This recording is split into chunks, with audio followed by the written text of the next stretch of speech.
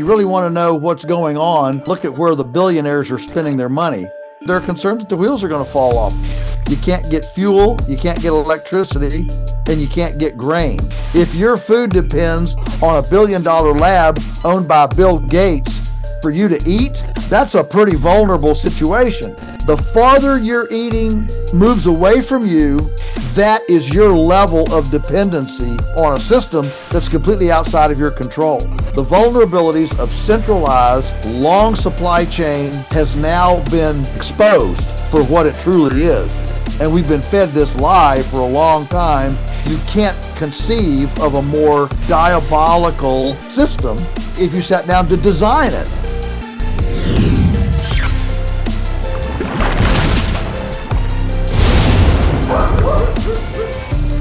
Hi folks, Canadian Prepper here. I have a special guest for you guys today. Joel Salatin is a renowned sustainable farming author, lecturer, and owner of Polyface Farms. He's the author of numerous books which advocate for an environmentally responsible and ecologically beneficial form of agriculture.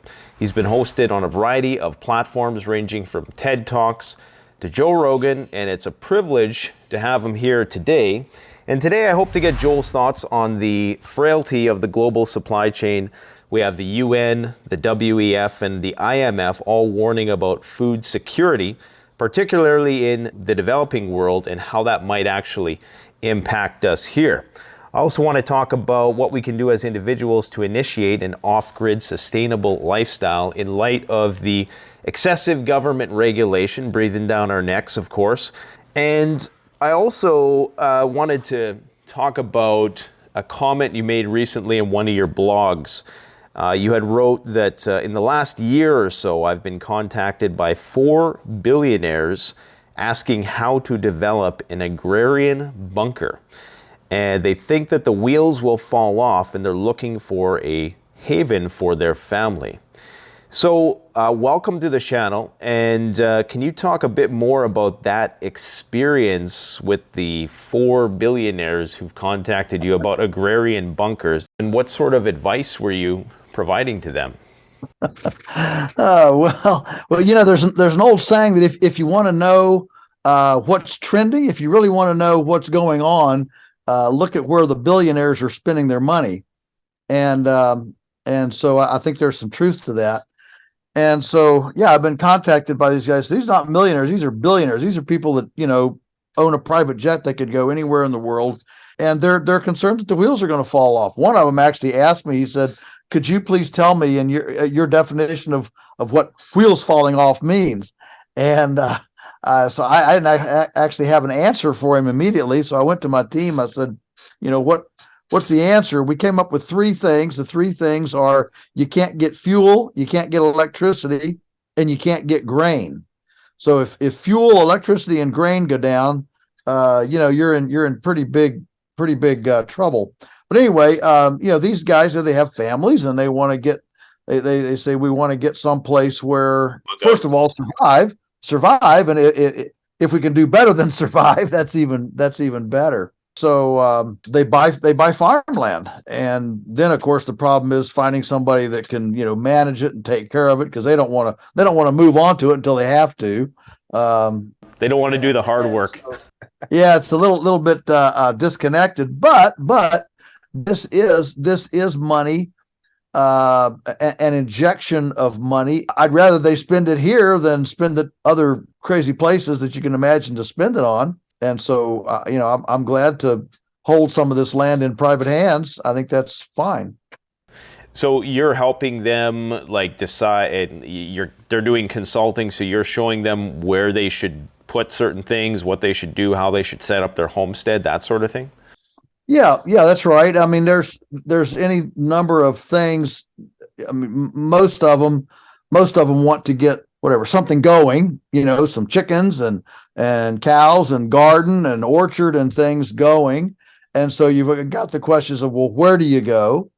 And I have opinions about that. I think in general, you want to be where there's water. You don't want to be in a desert. Ideally, you don't want to be on Hurricane Alley or, you know, on the beach. I know there's a lot of water on the beach, but I'm talking about, you know, good potable water. So you kind of, you kind of have a green strip. And in general, you want to be where there are people, but obviously not in the middle of a city, but also not completely out in the boondocks. And so the farther you get out in the boondocks, the farther you are away from expertise that you may need to do things that you don't know how to do. I mean, I was just recently in South Africa. They're having these rolling electricity blackouts because the whole grid's going down there. And I visited with a guy he's real handy, and he built a wood gasification unit. It's about the size of a wheelbarrow. It's 2 cylinders, and you can go to any Lowe's or Home Depot, buy a generator, and run it on wood. And he viewed that as a lot better than solar panels and windmills, because you can have as much power as you want whenever you want it, and you can stockpile wood. Whereas batteries and all that and sunshine and wind are all somewhat either expensive, intermittent, or not as much as you need. These folks, I mean, obviously some of them proceed and some of them don't. Some of them just blow a bunch of money. And fortunately, they got plenty of money to blow. The fact that some extremely wealthy people are putting attention on this, I mean, most people that aren't billionaires aren't even putting attention on it, is, I think, telling for our times. If there's one thing we learned with COVID, I think it is that when wealthy, important, powerful people when they muse about things, you'd better pay attention, because their musings kind of give an indication of where they're going. I'm speaking specifically of, for example, the fall dry run that the World Economic Forum had in the fall of 2019, and they mused, what if there was a global pandemic, and they did that 2-day dry run of what would happen and what would be the response and media messaging. I mean, they just did the whole thing. Well, everybody thought it was silly until 6 months later we were actually in it, and their musings became exactly our reality. So when you have President Biden saying we're going to have starvation, and we have these people, as you alluded to at the top of the program, you have these kind of musings going on from people in high places. You need to pay attention to that. Yeah, and now they're musing about, that same organization is musing about cyber attacks, and a catastrophic global cyber attack, they're calling it. So I'm sure that is going to have some impact on agriculture and all aspects of critical infrastructure, I'm sure. Yeah, exactly. So what's happened, I think, if another really critical thing that COVID brought up was that when you have these long supply chains, they were built, we've offshored, the word was offshoring. We need to offshore. In Canada and the US, we've become too sophisticated to do mundane chores. That needs to be, offshore to China and Pakistan and Vietnam and those places. And what happens when you move all that far away in the name of cheaper labor, you extend the supply chain. And when you start extending the supply chain, there's a lot more fragility. There's a lot more chances of weak links. And so, for example, when the grocery store shelves went empty in the spring of 2020, due to COVID, that was indicative of a non-adaptable.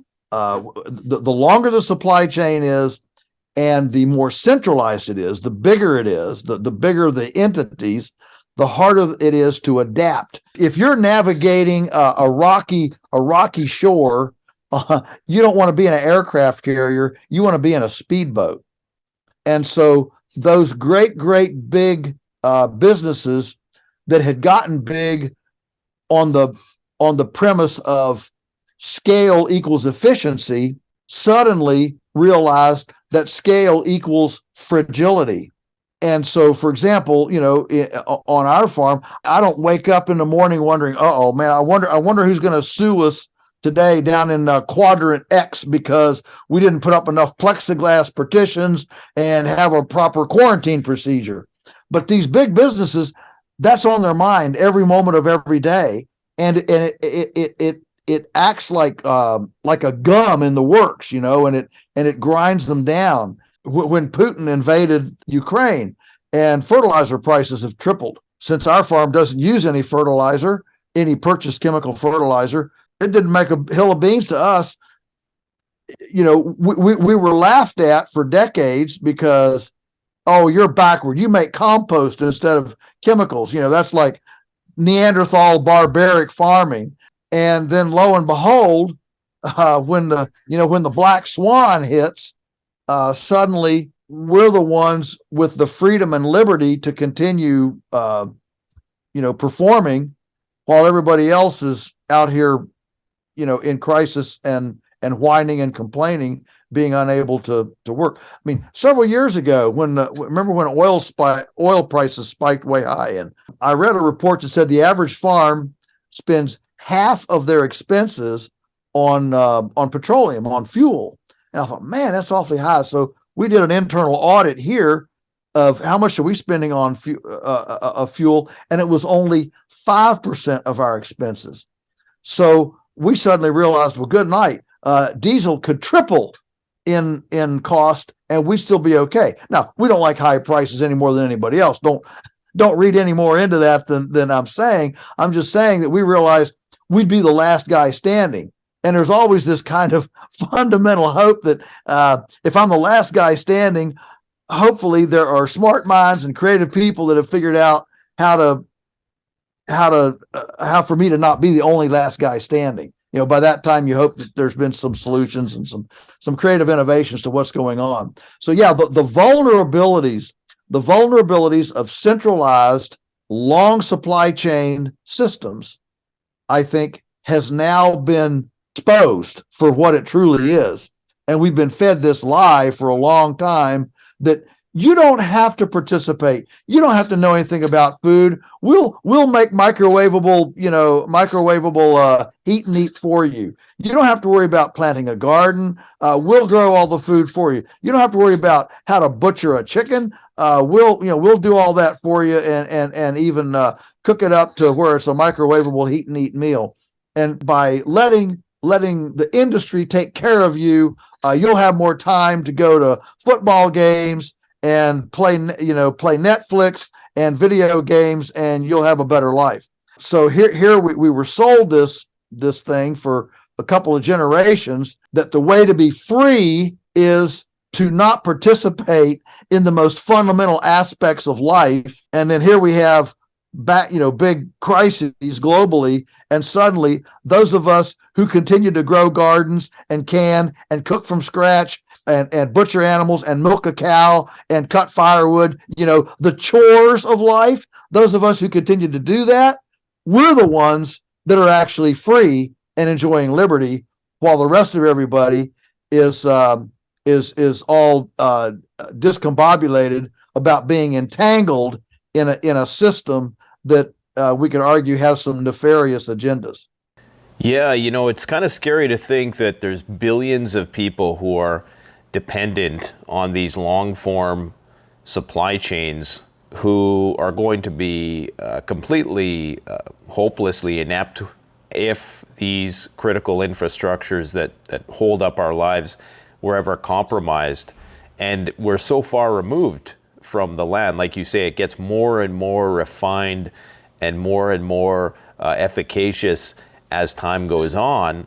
But when bad times happen, which of course now we're starting to see things come undone, it's almost like the bigger they are, the harder they fall, as you say. It's one thing if you have this decentralized network of farms and maybe a regional disaster somewhere, so other nodes in the network can kind of make up for that. But it's another thing when everything is centralized and they don't have one part or one, packaging or something like that that's required to distribute it at scale, then of course there's big problems. And I think we're going to see that increase as we go further with the decoupling between East and West, which appears to be well underway. What are your thoughts on that whole process, like as it's unfolding in Ukraine and Russia, and how that's going to impact global agricultural supply chains? Yeah, well, of course, I'm not a prophet. I can't see into the future, but I can tell you that that it has significantly affected. Certainly, chemical fertilizer prices are certainly affected. So, what's the alternative? How do you get off of chemical fertilizer? And the way you get off of it is move to a carbon economy as opposed to a chemical a chemical approach. So that means farms who have been dependent on chemicals. You can't produce chemical fertilizer on a farm, but you can produce carbon. As long as you've got sunshine and rain and soil, you can produce carbon.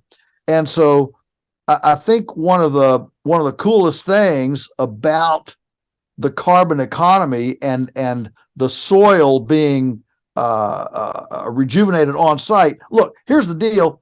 The deepest, most productive soils on the planet did not get there because somebody was putting bags of 10-10-10 chemical fertilizer on them. So we look back and say, well, how did these deep, fertile soils develop? And they developed under perennials that were pumping energy from the sun into biomass in the soil so that it could decompose. And that decomposition then feeds the earthworms and the actinomycetes and the mycelium and all the soil microbes. Soil microbes don't live on synthetic chemicals. They live ultimately on decomposing organic matter, which is vegetation produced by the sun. So the cool thing about self-reliance and a democratized food and farming system is that if I can grow grass and I can grow trees on my farm, I can grow soil. I can keep soil fertile in situ. I don't have to be dependent on somebody else out there. The whole idea is for then a farm and by extension the food system to wean itself off of the dependency on chemical fertilizers, which a farmer can't produce, and on long distance grain that again is coming offshore. We can produce all the grain we need.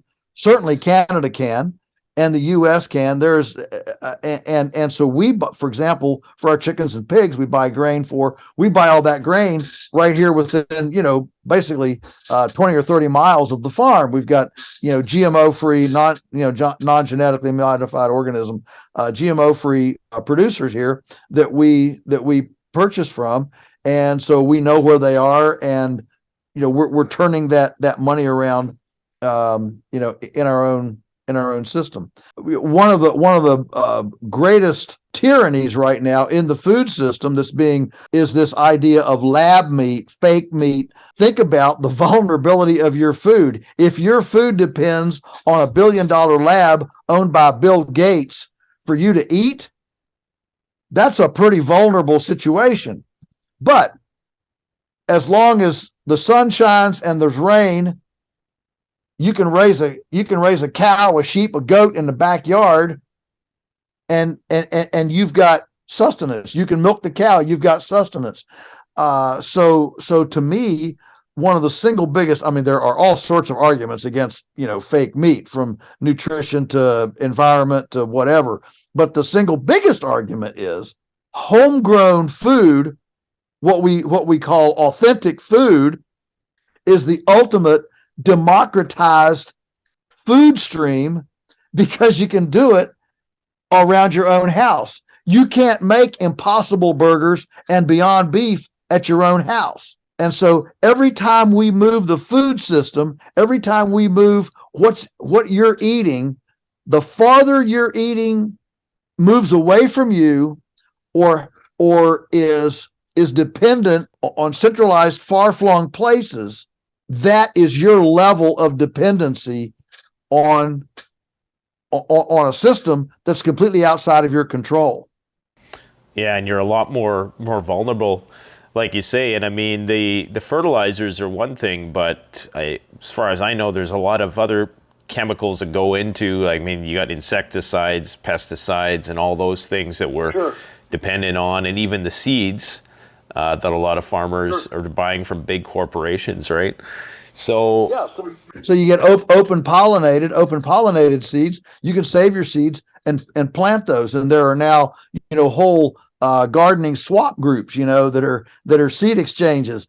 So people can, I've got really good cucumbers. So, I'll trade you my cucumber seeds for you've got a really cool squash, and we essentially start saving our seeds so that we have climatized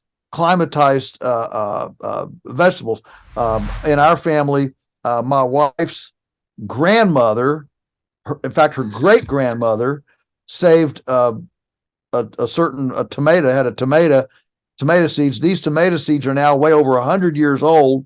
We still save them every year, and it's the most amazing tomato in the world. But it's been right here in our area for well over 100 years, saved by family members to preserve this tomato. And so it becomes more and more and more adapted. All living things create they have what's called DNA memory. And scientists would call this adaptation, that over time things adapt. And so the Scottish Highlander cattle, those hairy woolly cattle. Well, they were adapted to the highlands of Scotland. You don't want those in Alabama. You want those in a cold, harsh area. Just like you don't want a zebu from from Rwanda. You don't want that in Alberta. Okay, so you've got adaptation. And so as we start saving seeds, hatching our own chicks, using regional genetics for our seed stocks and feed stocks and livestock, what happens is over time you develop regionally adapted genetics, and they remember when there was a flood, when there was a drought, how cold it was, how warm it was, when there was a frost date. And so you actually have plants that gradually adapt and climatize to your region. And that's another really critical resiliency point, going forward. yeah, it's always been self-evident to me that the way we're doing mass agriculture right now is destined to end in total disaster because, like you say, it's decentralized. It requires all of these things to soup up the foods and increase the speed and efficiency of production. But at the same time, it's a double-edged sword, right? Because there's the risk that you're going to potentially breed superbugs, or like the factory farming, like the speed at which a virus could rip through a factory farm because there's so much genetic similarity, and we've taken the natural laws out of the equation, and then all it's going to take is one virus or plague or blight to come upon us. And because everything is so genetically monotonous and monocultured, it's going to wipe it out. Do you have any thoughts on that, like on blight and superbugs? Well, yeah, absolutely. I mean, we're seeing it right now with the high path avian influenza outbreak. We're seeing, I mean, we've now killed whatever it is, 60 million chickens and turkeys in the U.S. with this latest outbreak. And back in 2015, we killed, I think it was 45 million. And here's the thing. If you and I were some diabolical James Bond bad guy, and we wanted to create havoc, and let's say we had this idea to make a pathogen friendly farm. Let's make a farm that loves pathogens. Well, what would we do? Well, first of all, we'd only raise one thing on that farm. We wouldn't want to confuse pathogens with multiple kinds of hosts. you only want one thing, so there's always a host for whatever the virulent pathogen is. And then we'd cram all that together real tight as possible.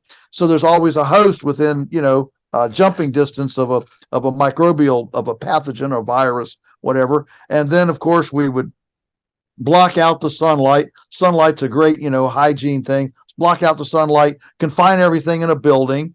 And then we're not going to let it get exercise. They're just going to be pinned up real tight and not get any fresh air.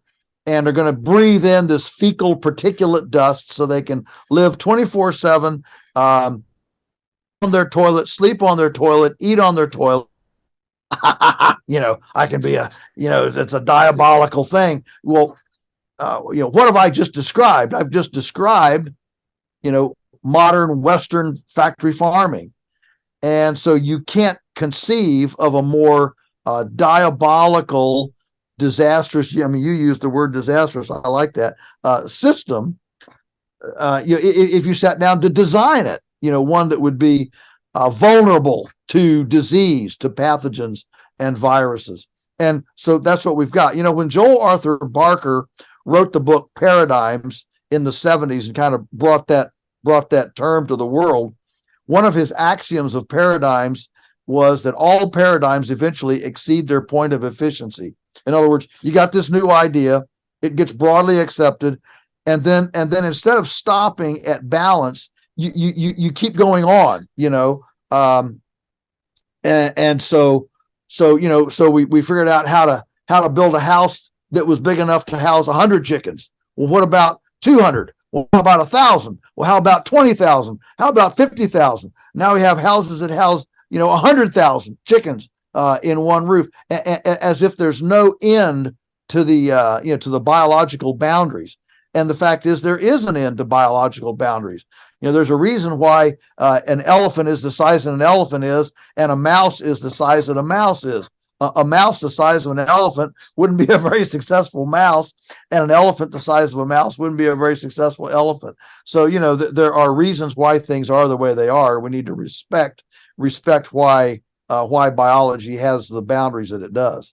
Yeah, we always take things to excess, and like you say, we're probably at that point now where we're past the critical point with respect to that, and it's only a matter of time before we start to see the system potentially collapse. Now, you had mentioned in a previous video with respect to the price of food. Now, the price of food supposedly historically is lower. People are spending less of their money proportionally on food than they were, say, 100 years ago. But you made a very interesting point that I'd hope you'd elaborate on here today about nutrient deficiency in the food. And I think I first heard you talk about this actually in the Food Inc. documentary many years ago. Can you maybe expand a bit upon that? Because I thought that was fascinating, that I think one of the things you had said was that broccoli was 7 times less nutrient dense than it was years ago. Right. So what sort of effect is, sure, we have cheaper food perhaps, and right now food's still at record high prices, even with inflation adjusted. But even if we were to accept that idea that food is cheaper than it was 100 years ago, what are the externalized costs associated with that? Yeah, well, it's a great point. The fact is that even with the high food prices, we're still paying less per capita than we did a long time ago. Back in the 50s, people were spending roughly 18%, and this is in like the U.S. and Canada. We're spending roughly 18% of their income on food. Today, it's 9%. So the per capita expenditure on food, compared to rent and gas and mortgage and lumber and things, is half what it was back then. Also, in 1950, 1960, people were only paying 9% on healthcare. Today, we're paying 18% on healthcare, and 9% on food. So those two numbers have literally inverted. The food and the healthcare have inverted, 18 and 9, but both ways. And so what's happened is that we've got very cheap food, but how nutritious is it? And so there have been countless studies now comparing vegetables, fruits to what we had back in the 30s and 40s, and all of them have declined, many of them precipitously. The Bionutrient Food Association is an organization devoted to trying to document the differences in foods, and so they finally have a spectrophotometer where they can measure different nutrients. And the first one that they tested was carrots, and they found that if you take the best carrot compared to the worst carrot, you have to eat something like 100 of the worst carrots to get the same nutrition as what was in the best carrot. They're that far different. We had our eggs tested, and the USDA says that eggs have 48 micrograms of folic acid. Our eggs have 1,038 micrograms of folic acid. A grass-finished beef has 300% more riboflavin than grain-finished beef. Conjugated linoleic acid is in pastured beef compared to not. There's all sorts of empirical tests now showing not only the degradation, the overall degradation of the nutrition in our food, B, the fact that people are buying more junk food. It's highly processed. I remember a science fair experiment where a kid took, I don't know whether it was Wheaties or Cheerios, one of the big name brand cereals, and fed rats the cereal. And over here, he took the raw ingredients that were on the label, what goes into the cereal, fed that to rats. The rats fed the cereal were weak and sickly, and the rats fed the raw ingredients that went into the cereal were robust and healthy. And so processing itself degrades the nutrition substantially. And so you have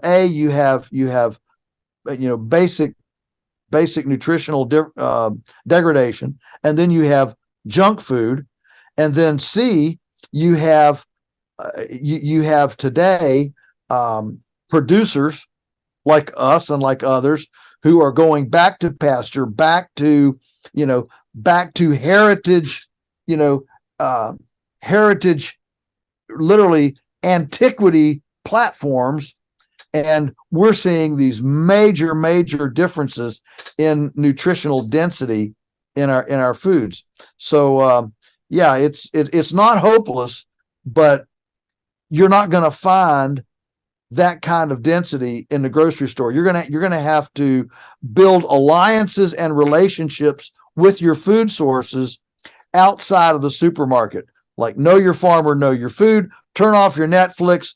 Go looking for your farmer. Build direct chains of contact, so that you have a direct relationship with your sustenance. That's kind of ironic that if the whole system collapsed, we'd be forced to eat healthier and not starve. Yeah. Well, that's actually true, and around the world. In fact, in a lot of developing countries in Africa, South America, actually, a lot of the food is more nutrient dense than ours because it's not just growing bulk. I mean, take Peru. In Peru, that's where potatoes came from, and they make a point there of selecting all different kinds of potatoes, not just the ones that grow the best, because they recognize that just bigger by itself is not always the best. I mean, growth is not always the best. Cancer is a growth. So just because something grows fast and big doesn't mean it's better. And so they actually have a tradition of kind of closing their eyes and kind of selecting their seed potatoes at random that randomness then preserving genetic material that they wouldn't preserve otherwise. Yeah, you know, I go to the grocery store and I see these strawberries that are like the size of my palm. And I'm asking myself, you know, it's like somebody blew this thing up or just filled it with water, but the actual nutrient content is the same should that natural strawberry had occurred in the wilderness in its more dense form. You know, it's just incredible how we've, and of course you get charged for that, right? Because you're getting charged by weight. So you're getting bigger, but you're getting less actual nutrition on a cellular level. Yeah, well, and not only that, but especially on things like that are real tender, like let's say tomatoes. We've been choosing cultivars now for decades that aren't more nutritious, more tasty, or anything. It's all about storability and shippability.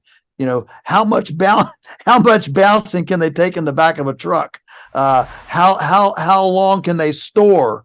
And when you start selecting genetics for shippability and storability, you're going to gradually select things that are like cardboard. And that's why, you know, the difference between a homegrown, garden-grown tomato and one that you get in the store is like the difference. I mean, there's no comparison. And so, you know, that's the same thing that we've actually had a direct industrial institutional strategy for selecting genetics and cultivars for everything except nutrition. It's really scary to think that this artificial selection that we've embarked upon is not going to be resilient in times of disaster. And it makes me think about Svalbard seed vault. You know, there's an obvious reduction in biodiversity as a result of mass agriculture. Part of me wonders if these seed vaults, you know, if they're, I mean, I understand they're for preserving biodiversity, but, and not to get too conspiratorial, but do you think there's some agenda there to, you know, ensure that they have the genetic code once this whole thing gets wiped out? Yeah, well, yeah, yeah, I love that. Not to be conspiratorial, you know, believe me, you know, if the wheels fall off, there will be powerful interests that will have an interest in who gets what. And that's why it's so important to have your own, you know, your own network, your own neighbors, your own at your own house, not only to store food and canned goods and freezer dried or whatever, but so even if the power goes off, you still have food. But then to also actually develop a network, hopefully, you know, geographically proximate of friends and things that you can, you know, cobble together some peppers and tomatoes and cucumbers and squash and things, you know, if things go crazy. When these powerful people muse about things, it probably means that something's coming on. It certainly seems like there's a stage being set for further discombobulation and dysfunction. The best way to support this channel is to support yourself by gearing up at CanadianPreparedness.com, where you'll find high-quality survival gear at the best prices, no junk, and no gimmicks. Use discount code PREPPINGGEAR for 10% off. Don't forget, the strong survive, but the prepared thrive. Stay safe.